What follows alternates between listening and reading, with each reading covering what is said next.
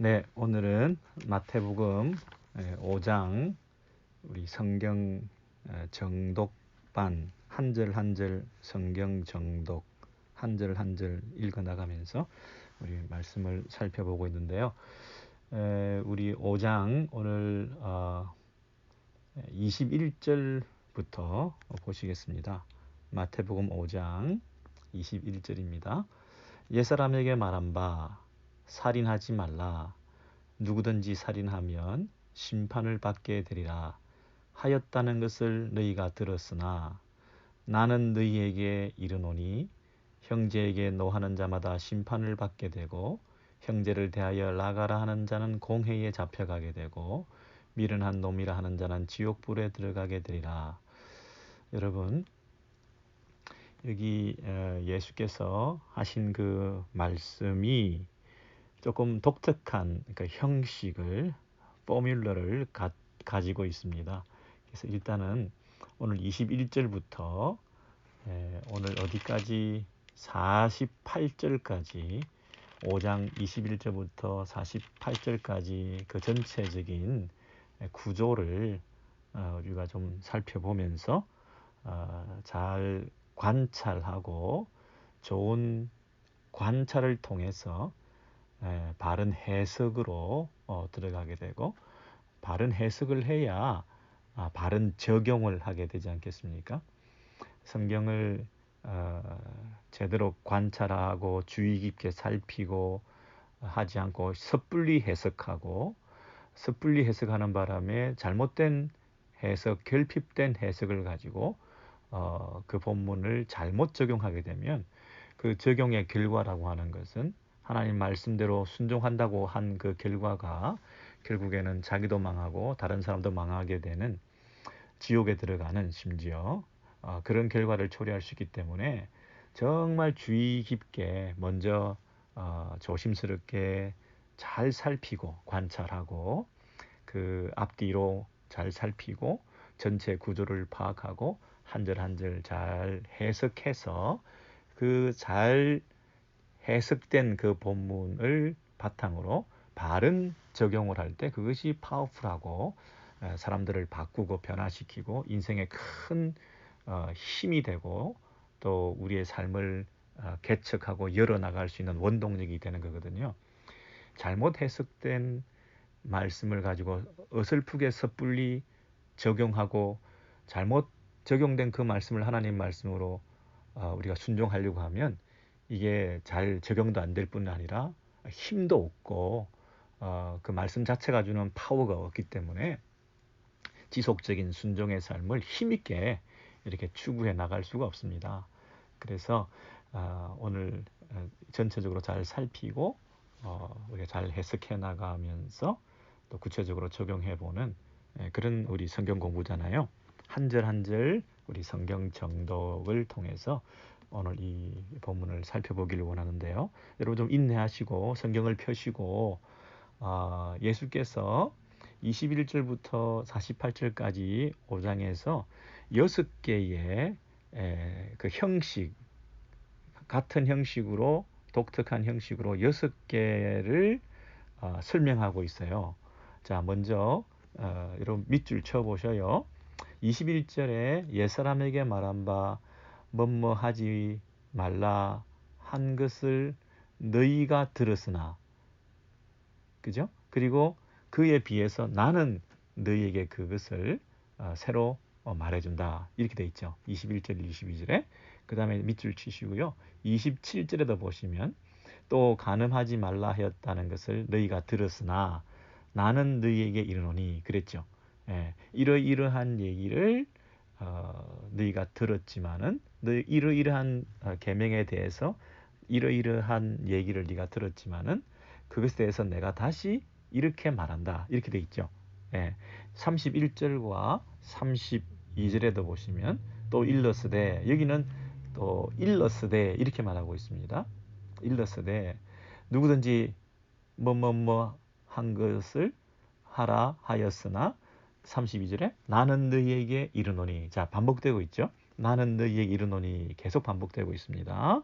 그죠? 33절에 보시면 또 옛사람에게 말한 바 뭐뭐 하라 하는 것을 너희가 들었으나, 계속 반복되는 게 뭐죠? 너희가 들었다는 거죠. 예, 너희가 들었으나 나는 그것을 들은 너희에게 이렇게 말한다. 나는 너희에게 이르노니 이렇게 말하죠.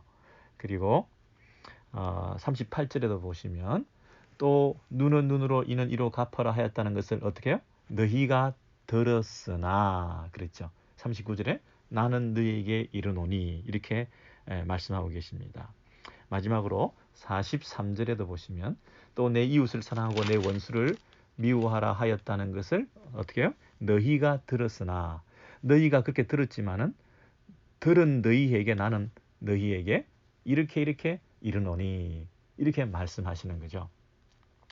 자, 그러면 여기에 똑같은 포뮬러로 6가지 그 말씀 가르침을 예수께서 이렇게 주시는데요. 먼저 우리가 생각할 것은 33절에 21절에 옛사람에게 말한 바 그랬거든요. 그러니까 이것은 구약 시대를 일단 가리키는 거 아니겠습니까? 구약 시대에 살인하지 말라는 계명을 주셨죠. 율법을 주셨죠. 이런 계명을 주셨는데 이 계명에 대해서 너희가 들었는데 나는 너희에게 이렇게 말한다라고 22절에 그 계명에 대한, 율법에 대한, 구약 시대에 대한 가르침에 대해서 반대의 새로운 구약을 무시하는, 율법과는 다른 새로운 법을 내가 이렇게 준다. 이렇게 오해하기가 쉬워요. 구약 시대와 다른 신약 시대가 열렸다. 율법과 다른 복음의 시대가 열렸다. 그죠? 옛사람에게 말한 것과는 다르게 나는 이제 새로운 법을 너에게 주겠다 하고, 이 대비되는 것으로 상반되는 것으로 그렇게 예수께서 지금 말씀하신다. 이렇게 우리가 착각하기가 쉬워요. 그렇죠? 마치 잘못 해석하면 구약의 율법을 무시하고 완전히 예수께서는 나는 너에게 이르노니 새로운 차원의 가르침을 주시는 것 아닌가. 구약의 율법과 단절된 새로운 법을 제정해 주시는 게 아닌가. 이렇게 오해할 수가 있어요. 그죠? 근데 사실 그런 뜻은 아니죠. 그런 뜻은 아니죠. 왜냐하면 아까 그 일러스되 이런 말이 있었죠.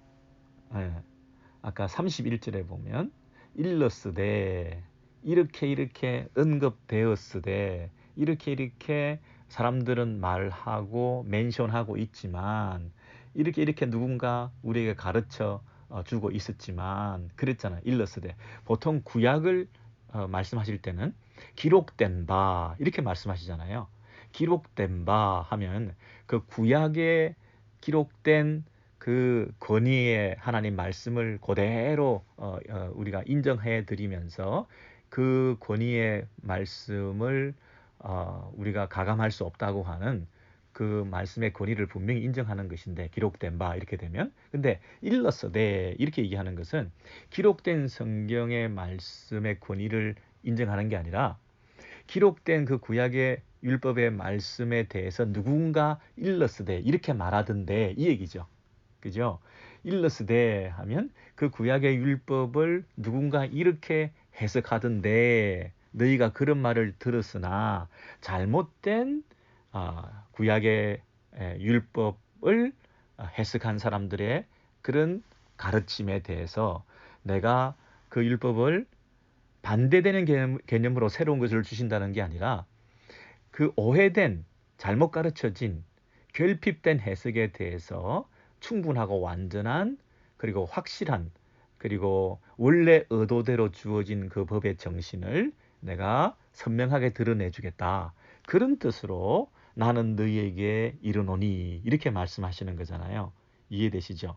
너희는 이렇게 들었으나, 그 말은 구약의 말씀과 상반된 새로운 가르침을 나는 너희에게 새로 주겠다고 하는 게 아니라, 너희가 그 구약의 율법에 대해서 이렇게 해석하는 것을 너희가 들었지만 나는 그것에 대해서 새로운 해석이 아니라 그 구약을 제대로 해석해 주겠다. 이런 뜻이라는 말씀이죠. 이해되시죠? 예. 그래서 그 6개의 계명에 대해서 구체적인 예를 들어주는 거예요. 다른 구약의 많은 율법들이 많이 있겠지만 대표적으로 한 6개 정도를 이렇게 선택하셔서 이것을 충분히 설명해 주시고자 하는 거죠. 한 3가지 정도만 설명해도 되실 텐데 잘 못 알아들으니까 우리가 6개나 여러분 그 예수님께서 설교하시는데 첫째는 둘째는 예를 드는데 6가지 예를 들면 막 우리가 뒤집어질 것 같지 않아요? 너무 힘들고 지루해서 아니에요. 이 6개를 듣는데요. 다 이유가 있기 때문에 각각 다른 측면에서 꼭 필요한 예라는 말씀이죠. 다양한 측면에서 율법을 재해석해 주시는데 꼭 필요한 것들만 선택해 가지고 이게 쓸데없이 반복하는 6개가 아니라 한 개 한 개마다 너무나 중요한 그런 예들을 들어주시는 거죠. 그래서 우리가 잘못 해석하면 첫 번째와 두 번째, 두 번째와 세 번째 이게 반복되는 것처럼 보이는데 그게 쓸데없는 반복이 아니라 잘 들어보시면 그 한 개와 두 개, 첫째와 둘째, 둘째와 셋째, 그리고 여섯째까지 이게 다 다르다는 거예요. 쓸데없는 반복이 아니라 더 깊어지고 더 넓어지고 더 풍성해지고 더 확실해지는 예수의 가르침을 우리가 알 수 있는 거죠. 그래서 한 말씀도 우리가 놓치지 말고 우리가 그것을 쭉 살펴보시면 좋겠어요. 자, 제가 말씀드린 율법을 폐지하는 것이 아니라 율법을 완성하시는 차원에서 그 율법을 무시하고 율법과 정반대의 것을 내가 지금 말하겠다는 게 아니라 그 율법을 성취하고 율법의 그 원래 제정하신 의도를 풍성히 드러내기 위해서 내가 지금 나는 너희에게 이르노니 새롭게 너희에게 재해석해 주시면서 그 법 정신을 선명히 드러내 주시기를 원하신다 하는 것을 여러분 분명히 이제 머리에 넣으시면 좋겠어요. 그죠? 여러분 이것을 우리가 그 마태복음을 쓴 저자의 의도대로 이 본문을 우리가 확인할 수 있는 것은 제가 이거 좀 확인해 드리면 좋겠는데요. 마태복음 1장부터 한번 보시죠. 여러분 성경을 살펴보시면 좋겠습니다. 1장에 보시면 22절에 보시면요. 22절에 보시면 이 모든 일이 된 것은 주께서 선지자로 하신 말씀을 이루려 하심이니 그랬어요. 선지자로 하신 말씀을 이루려 하신다. 이 모든 일이 뭐냐면 예수께서 이 땅에 태어나시고 그가 임마누엘이라 이렇게 구원할 자라 이렇게 예수의 탄생에 대해서 설명하는 부분이 다 구약의 예언의 성취다. 예수의 인생과 예수의 전생애뿐 아니라 출생부터 그 일이 구약적 예언의 성취다. 구약과의 단절이 아니라 구약의 연속성, 불연속성이 아니라 분명한 구약의 성취로 오신 연결점이 분명히 있다. 그 얘기를 하는 거거든요. 여러분 2장 14절을 보시면요. 2장 14절 여러분 한번 밑줄을 치시면서 성경을 찾아보시면서 보시면 좋겠네요. 2장 14절에 보시면 요셉이 일어나서 밤에 아기와 그의 어머니를 데리고 애굽으로 떠나가. 자, 그 예수님의 부모님들이 애굽으로 떠나갔습니다. 그리고 15절에 헤롯이 죽기까지 거기 있었으니 애굽에 있었습니다. 이는 주께서 선지자를 통하여 말씀하신 바, 여기도 선지자를 통하여 말씀하신 바 나오죠. 애굽으로부터 내 아들을 불렀다 함을 이루려 하심이라. 여러분, 애굽에서부터 출애굽했다는 겁니다. 애굽으로부터 하나님의 백성들을 불러내었다는 거죠. 그것을 이루기 위해서 구약의 예언대로 그것이 이루어졌다는 것을 분명히 확인하기 위해서 예수가 애굽에 있다가 헤롯이 죽기까지 그곳에 있다가 죽은 다음에 거기서부터 예수께서 나오셨다 할 때 그것이 일종의 출애굽 사건으로 하나님의 아들이 애굽에서 출발하는 엑스더스 하는 그 사건으로 이 예수님의 그 애굽에서의 그 아기가 있었던 그 사건을 그렇게 구약과 연결시켜서 출애굽적인 그런 의미로 설명하고 있다는 거예요. 좀 어렵습니까? 여러분 3장으로 가보시죠. 3장에 보시면 3장 13절에 보시면요. 밑줄 치시죠. 이때에 예수께서 갈릴리로부터 요단강에 이르러 요한에게 세례를 받으려 하시니, 여러분 누가 세례를 받습니까? 예수께서 세례를 받습니다. 어디 있어요? 요단강에서요. 그리고 16절 보시면 3장 16절 보시면 예수께서 세례를 받으시고 곧 물에서 올라오실새 하늘이 열리고 하나님의 성령이 비둘기같이 내려 자기 위에 임하심을 보시더니, 여러분 여기 보면 세례를 받으시는데 그분이 아까는 요단강에서 세례를 받으시고 그 강에서 어떻게 해요? 물에서 올라오실새 그랬죠. 예수께서 세례를 받으시는데 그 세례 사건이 물에서 올라오시는, 물을 건너 가시는 사건이라는 거죠. 이거 흡사 출애굽한 이스라엘 백성들이 출애굽에서 이스라엘 백성들을 하나님께서 내 백성이라 부르시고 그들을 출애굽 시켰는데 애굽에서 나왔다. 그죠? 나올 때 뭘 통과했어요? 홍해를 통과하죠. 홍해를 통과할 때 그것을 세례받은 사건이다. 우리가 자격이 있어서 세례받는 게 아니라 은혜로 우리가 출애굽해서 하나님께서 그 백성들 이끌어 주시면서 이제 그 출애굽한 이스라엘 백성들이 하나님 은혜로 세례를 받다, 하나님의 백성으로 인정을 받는 그 세례 사건이 이 출애굽한 이스라엘 백성들에게 이스라엘 백성들이 홍해 건넌 사건을 세례 사건으로 연결시키고 있잖아요. 그리고 4장에 보시면 4장 1절에 보시면 그때 예수께서 성령에 이끌려 마귀에게 시험을 받으러 광야로 가사, 여러분 예수께서 광야에서 뭘 했어요? 시험을 받았죠. 광야 시험. 이스라엘 백성들이 출애굽하고 출애굽한 백성들이 뭐예요? 홍해를 건너고 세례를 받고 홍해를 건너서 광야에 들어와서 광야에서 뭐래요? 시험을 받고 유혹을 당하는 그 모습이 그대로 나와 있죠. 그러고는 5장으로 가시면 5장 1절에 예수께서 무리를 보시고 산에 올라가 앉으시니 제자들이 나온지라. 예수께서 마치 구약시대 모세가 시내산에서 율법을 제정하고 가르쳤던 것처럼 산에 오르신 제2의 모세처럼 이제 예수께서 산에 오르셔서 제자들에게 가르치는. 그래서 예수님은 철저히 이 마태복음의 저자에 의하면 예수님은 어떤 분으로 묘사되어 있나요? 출애굽하신 예수, 출애굽하신 모세, 출애굽하신 구약 이스라엘 백성. 그 출애굽한 하나님의 백성이 세례를 받고 홍해를 건너고 광야에서 시험을 당하고 그리고 시내산에서 뭐예요?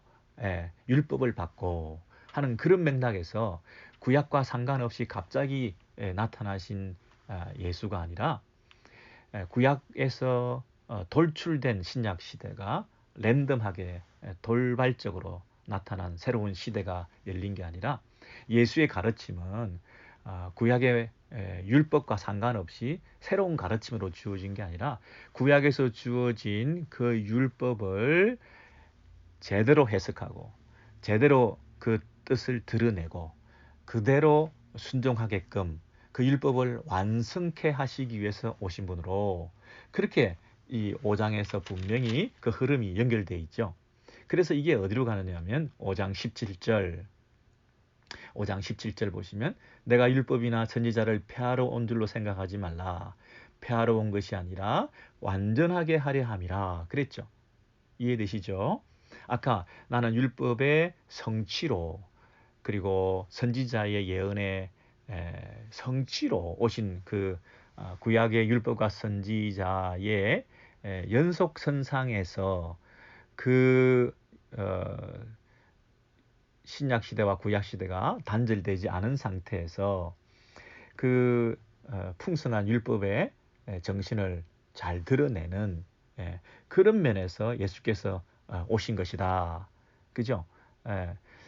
그 마태가 적어도 그리고 있는 그 예수 그리고 예수로 시작되는 신약 시대 그리고 예수께서 산상수훈을 통해서 우리에게 가르쳐 주시는 하나님 나라의 이 법도 산상수훈, 산에서 주신 이 말씀 귀한 교훈, 이것은 뭐냐면 그냥 예수께서 인류의 역사의 4대 성인 중에 한 분으로 탁월한 도덕적 가르침을 우리에게 주신, 그리고 세상에는 없는 정말 희한한 그런 고차원의 윤리를 우리에게 가르쳐 주신 그런 말씀이라기보다는 구약의 예언의 성취로서 구약의 그 율법의 정신을 온전히 드러내는 분으로서 나는 너희에게 이르노니, 그 율법을 재해석하고 그 율법의 정신을, 법 정신을 우리에게 표현해 보시고 드러내 주시고자 하시는 그런 의도로 이 본문이 해석돼야 된다는 거죠. 그러니까 율법이 어, 어, 예수님께서 오셔서 그 율법을, 새로운 법을 주신 게 아니라 기존의 그 율법을 온전히 해석하고 드러내 주시는 것이라는 거예요. 예. 그 율법에 대해서 이러쿵저러쿵 많은 사람들이 해석을 하고 있었는데, 그 많은 해석자들 중에서 한 새로운 해석자로 오신 분이 아니라 유일한 그 율법의 온전한 해석자로, 온전히 그 율법을 드러내시는 분으로 1.1획도 가감하지 아니하시고 그 정신을 온전히 드러내는, 그 당시 율법 교사들이나 다른 바리새인과 서기관들은 어떻게 했다고요? 율법을 가감하고 더하고 빼고 자기 편리에 의해서 함부로 그 율법을 1.1획이라도 그렇게 오용하고 남용하고 했던 그런 어떤 그 해석에 비해서 예수님은 여러 사람들 중에 한 해석자가 아니라 유일한 바른 해석자. 그 말은 그분이 법의 제정자라는 뜻이죠.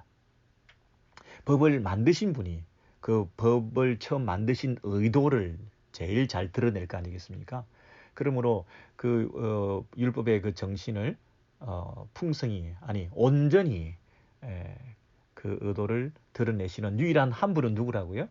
하나님이시죠. 율법은 하나님으로부터 온 거잖아요. 그 하나님이신 그 예수 그리스도, 그분께서 나는 너희에게 이르노니라고 그 율법을 가르쳐 주신 거죠. 인간들이 가르치는 그 율법의 교훈이나 가르침이 아니라 법을 만드신 그분의 원래 의미를 선명하게 드러내 주시는 것입니다. 그런 면에서 예수님은 그 어떤 다른 권위가 필요 없죠. 흔히 우리가 누군가 이렇게 말하던데 하면서 인용할 때가 많죠.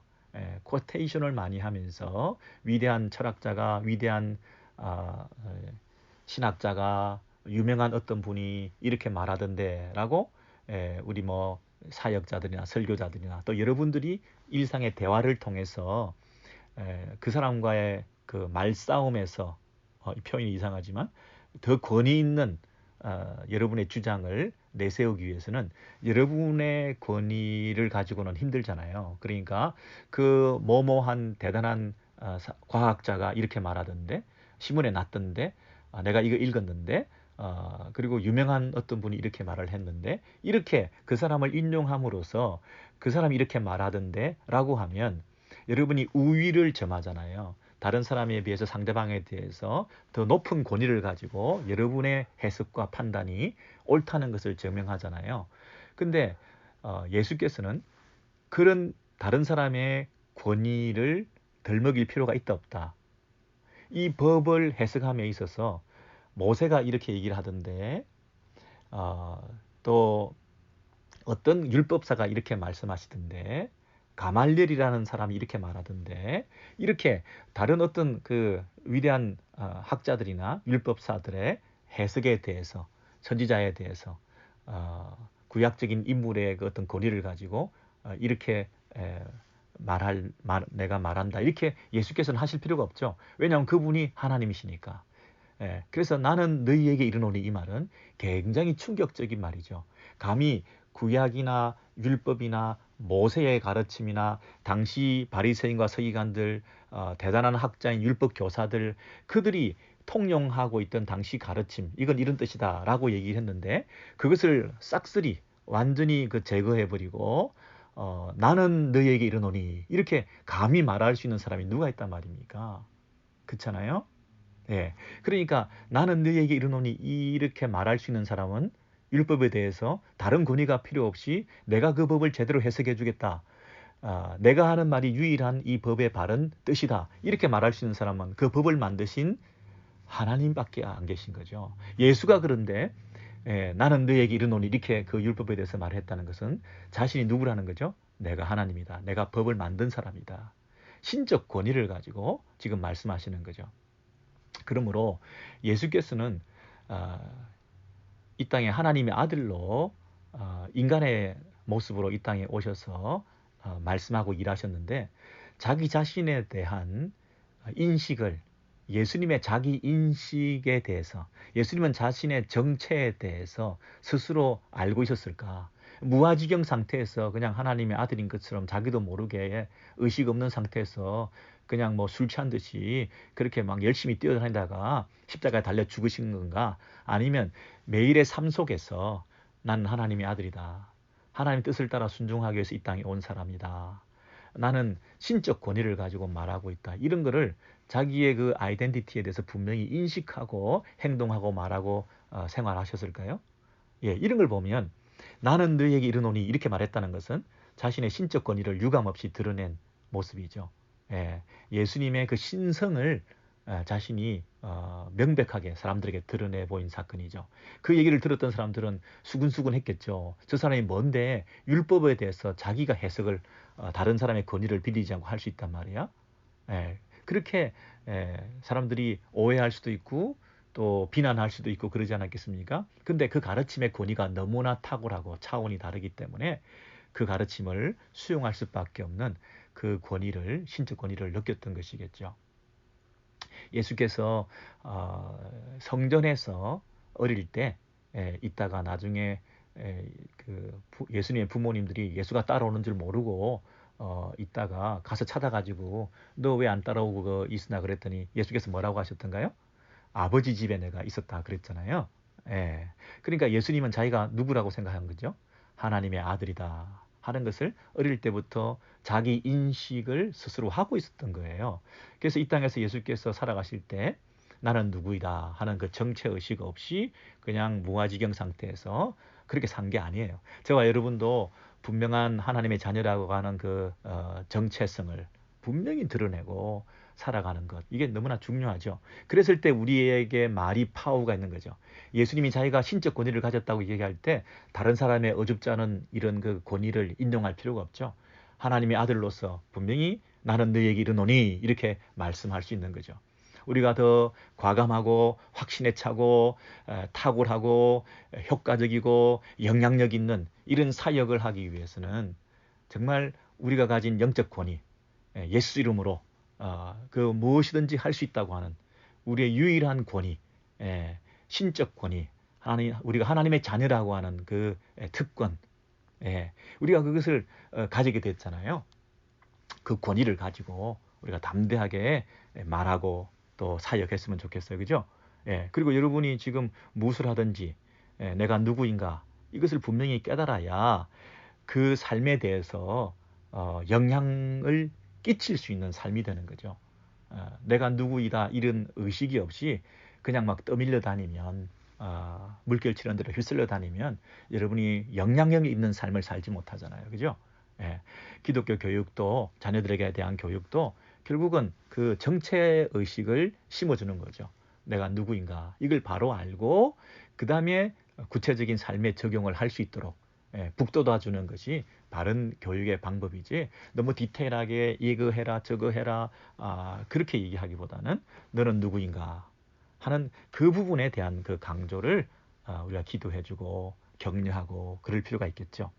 네, 여러분 제가 그 본문을 자세히 다시 보니까 그 옛사람에게 말한 바 이제 그 21절부터 6개의 똑같은 그 가르침이 반복해서 나오는 것처럼 보이잖아요. 근데 그 강론이라고 말할 수 있어요. 6개의 강론. 지난번에 살펴봤지만 하나의 총론이라 그럴까? 그게 이제 17절부터 20절까지죠. 네. 그 팔복에 대한 가르침이 끝나고 그 착한 행실을 여러 사람들로 하여금 볼 수 있게 해서 하나님께 영광을 돌리라 할 때 그 착한 행실, 이제 그 선한 삶을 구체적으로 살아가는 그 일이 이제 17절부터 5장 17절부터 가르쳐지는데요. 그 6개의 그 구체적인 율법을 계명을 지키는 데 있어서 어디까지 하는 것이 착한 행실인가, 그것을 알려주기 위해서 그 율법과 우리 성도들의 관계, 그것에 대해서 17절부터 20절까지 총론적으로 말씀해 주시고, 그것에 대한 강론으로 21절부터 48절까지 6개가 나오는 거거든요. 그러니까 그 6개를 각각 해석하는 것도 의미가 있지만 그 6개를 관통하는 하나의 원리, 하나의 원리를 잘 우리가 알아야 강론에 우리가 뛰어들기보다는 그 전체를 관통하는 하나의 원리를 잘 파악해서 그 원리대로 각각을 해석해 나가야 이게 엉뚱하게 그리고 잘못 해석되지 않고 질서 있게 그리고 한 줄로 깨는 것처럼 일관된 일관성 있는 그런 가르침이 될 거 아니겠어요? 여러분 20절 보시죠. 20절 보시면 5장 20절입니다. 내가 너희에게 이르노니 너희 의가 서기관과 바리새인보다 더 낫지 못하면 결단코 천국에 들어가지 못하리라 그랬습니다. 여기 보면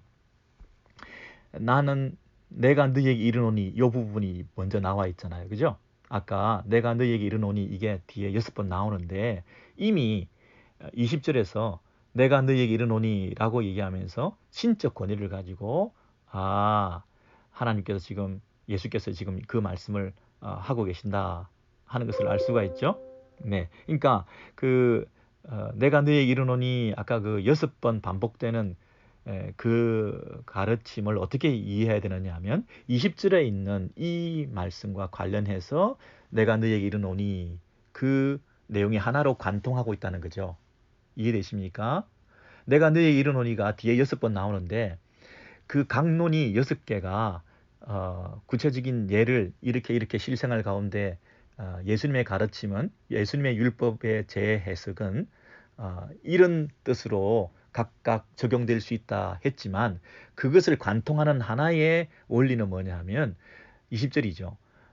내가 너희에게 이르노니 너희 의가 서기관과 바리새인보다 더 낫지 못하면 결단코 천국에 들어가지 못하리라. 이 맥락에서 그 6개가 각각 설명되고 있다는 거예요.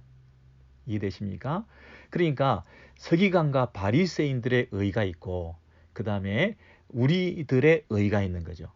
예수님의 제자들의 너희 의와 서기관과 바리새인들의 의가 서로 비교되는데 어느 의가 더 낫냐에 따라서 천국에 들어가고 들어가지 못하고가 결정된다는 거거든요. 그러니까 나중에 6개가 반복해서 나오는 살인하지 말라, 간음하지 말라, 맹세하지 말라 뭐 이런 각각의 그 6가지의 그 주제에 대해서 누구의 의가 더 낫냐 그 얘기잖아요. 근데 바리새인과 서기관들이 각각의 그 계명에 대해서 우리는 이렇게 그 계명을 지켰기 때문에 우리가 더 의롭다. 이렇게 바리새인과 서기관들이 자기 의를 내세운다는 거예요. 그러니까 살인하지 말라.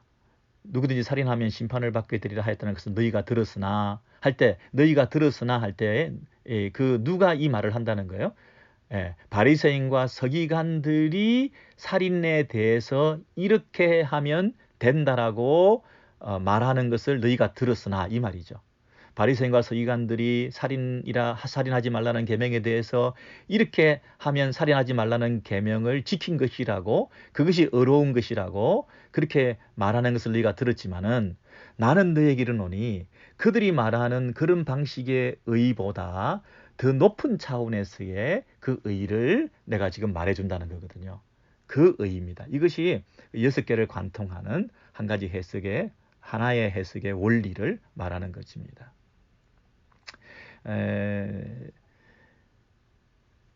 너희 의가 바리새인과 서기관들의 의보다 더 나아야 된다는 얘기는 무슨 얘기일까요? 당시에 그 율법사들과 바리새인과 서기관들이 그 율법을 잘 지켜 행하기 위해서 그 각각의 율법에 대해서 그 세칙들을 정했다 그랬죠.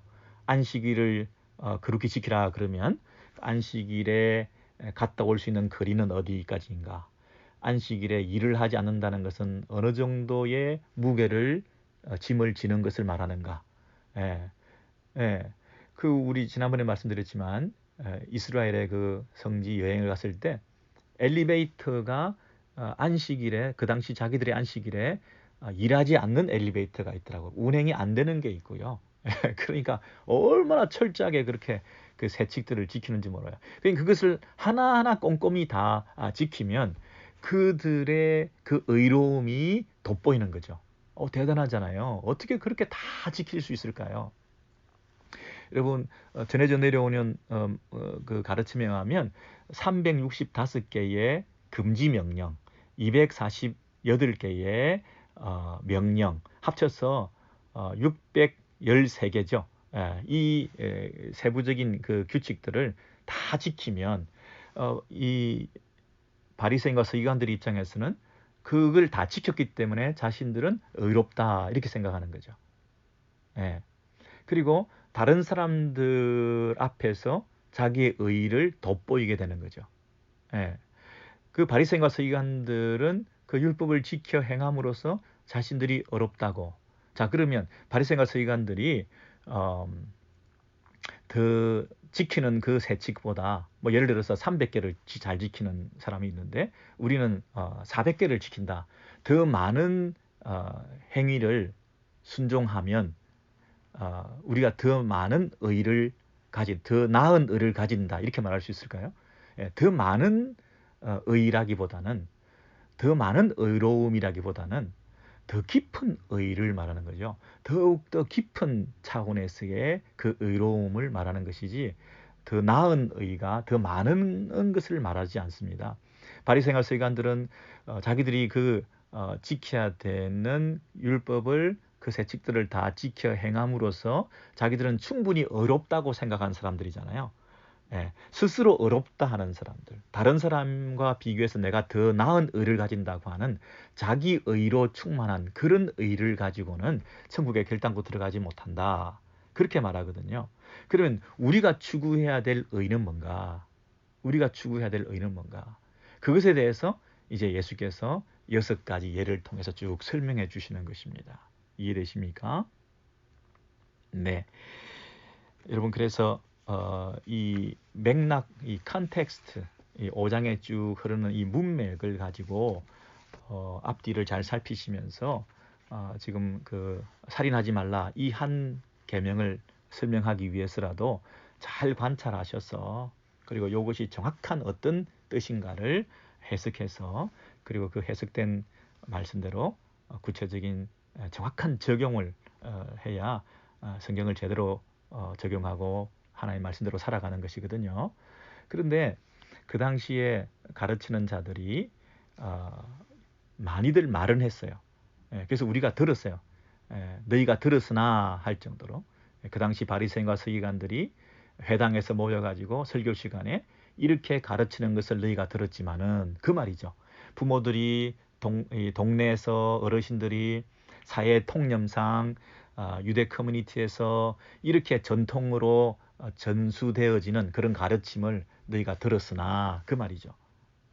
얼마든지 그런 잘못된 가르침들이 지금도 많을 수가 있습니다. 여러분 예를 들면 종교개혁 시대에 성경이 라틴어로 다 돼 있었잖아요. 유일하게 번역이 안 됐잖아요. 위클리프라고 하는 위대한 그 신앙 인물 아시죠?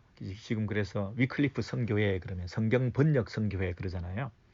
그래서 그 각각 나라의 말로 성경이 번역되어서 각 사람에게 자기가 읽을 수 있는 성경이 주어진 사건이 뭐냐면 종교개혁 사건이다 이렇게 말할 수 있죠.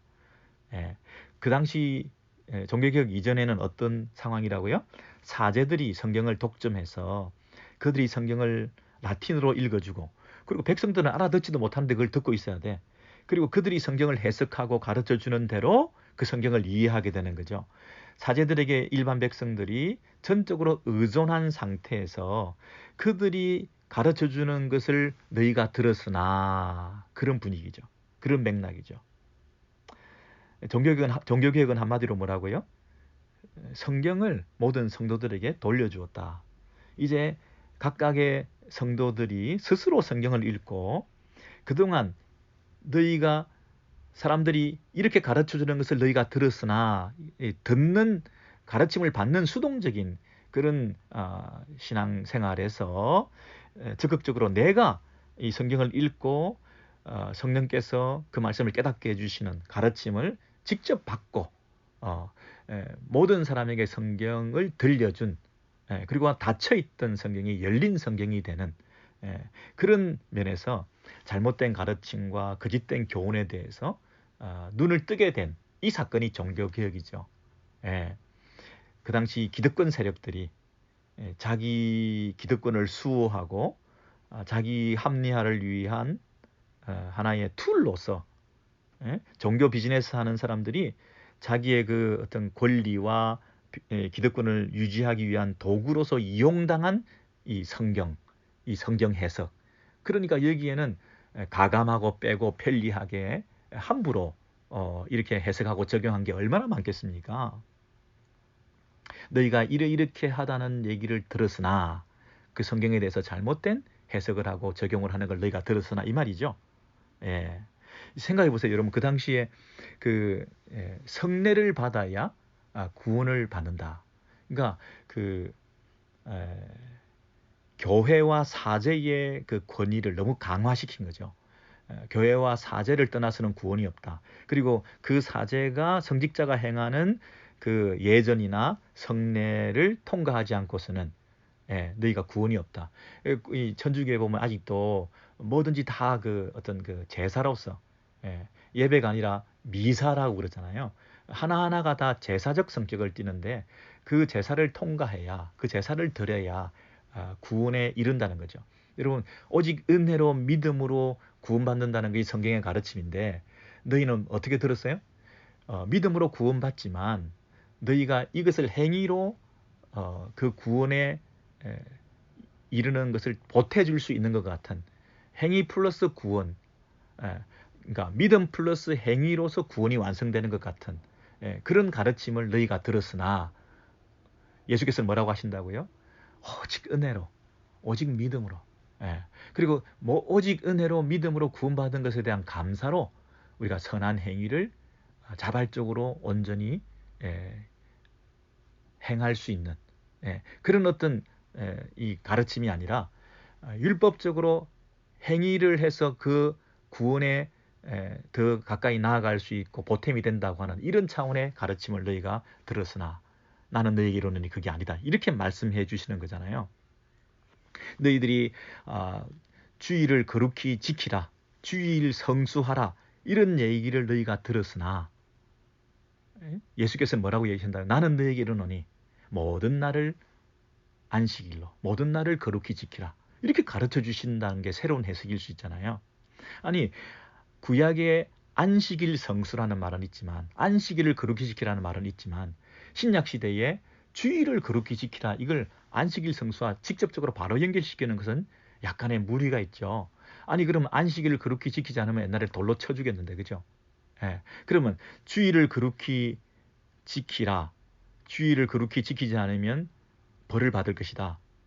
하는 말을 너희가 들었으나 예수께서 나는 너희에게 이르노니 한 날을 지키는 게 아니라 예수 안에 있는 모든 날이 새로운 안식, 신약시대의 은혜의 시대가 임해서 하나님의 그 풍성하신 안식과 은혜를 우리가 경험하게 되었던 이런 새로운 신약시대의 백성으로 그리스도 안에서 참 자유를 누리며 진정한 그 은혜의 시대를 누리라. 어떻게 신약시대 그리스도인들이 한 날에 묶여서 구약처럼 그 한 날을 지킴으로 그것이 율법을 이룬 것처럼 구약 시대는 토요일을 지키는데 신약 시대는 일요일을 지키는 썬데이를 지키는 그런 똑같이 날을 지키는 것이라고 한다면 신약 시대의 진정한 그리스도 안에서 참된 안식을 우리가 놓치고 있는 것 아닌가? 그렇게 예수께서 제 해석을 바르게 해석을 해주신다는 거죠. 너희가 10의 1을 바치라는 말씀을 너희가 들었으나 11조를 바치지 않으면 벌을 받는다 하는 말을 너희가 들었으나 나는 너희에게 이르노니 11조가 신약 시대에 어떤 의미가 있는지 예수께서 재해석해 주실 수 있잖아요. 11조라는 그 정신을 우리가 신약 시대에 어떻게 드러내야 될지. 아니 10의 1만 바치면 된다는 말을 너희가 들었으나 10의 9는 너희 것이라고 하는 말을 너희가 들었으나 아니죠. 10의 10이 다 주의 것이고 모든 것이 다 주의 것인데 모든 것이 다 주의 것이라는 그 믿음을 표현하기 위해서 최소한 10의 1이라도 바치지만 잘 생각해 보면 10의 2도 10의 3도 더 드릴 수가 있는 그런 어떤 풍성하고 자유로움의 그 가르침을 예수께서 전해주시는 거 아니겠습니까? 여러분 그 당시에 그 성인 잉여 공로설 이런 것도 있었죠. 그 성인들 세인트들이 자기가 구원받고 남은 공로들 자기가 구원받기에 충분한 성인들의 그 공로 행위들이 구원받고 남은 것들이 잉여분의 공로가 있어서 그 성인들을 의지하고 바라보고 기도하면 그 성인들의 그 공로가 축적되어 있다가 공덕 축적설이라 그러죠. 그 잉여 공로설이라 그러죠. 그래서 그 성인 통공 교리에 의해서 그 성인들의 공로가 우리에게도 통용되고 전해짐을 통하여 지상에 있는 성도들, 연옥에 있는 성도들, 천국에 있는 성도들 이게 서로 공로에 의해서 왔다 갔다 할 수 있는 그래서 뭐 면죄부를 팔고 그 뭐 성지 순례를 하고 십자군 전쟁에 참전을 하고 이렇게 되면 죄 용서를 받고 연옥에서 천국으로 옮기고 이렇게 될 수도 있다고 하는 그런 가르침을 너희가 들었으나 나는 너희에게 이르노니 새로운 가르침이 아니라 바른 해석을 주신다는 거죠. 그러니까 여러분 그 당시에도 예수님 당시에도 이런 오랜 전통에 의해서 그 유대 사회에서 전해져 내려오는 유전, 전통, 가르침, 율법 해석, 세칙 이런 것들이 우리를 천국으로 인도하기보다는 오히려 자기 의를 쌓고 지옥으로 빠지게 만드는 이런 그 전통적인 가르침들이 그 기존의 교회에 팽배해 있었기 때문에 예수께서 오셔서 혁명적으로 그 율법을 제정하시는 분이 그 율법의 원래 정신을 나는 너희에게 이르노니 이 말씀을 통하여 일관되게 바리새인과 서기관들의 그 의보다 너희 의가 더 나아야 한다는 차원에서 이 진정한 정신, 이 율법의 정신을 설명해 주시는 거죠.